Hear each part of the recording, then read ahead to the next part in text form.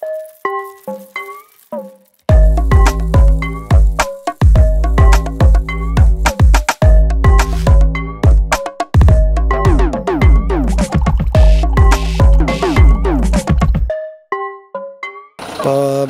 ja smatram da je održivi turizam cjelogodišnji turizam. I to je ono što mi kroz Impresiju, udrugu jedinstvenih hrvatskih hotela, upražnjavamo i mi smo upravo primjer toga.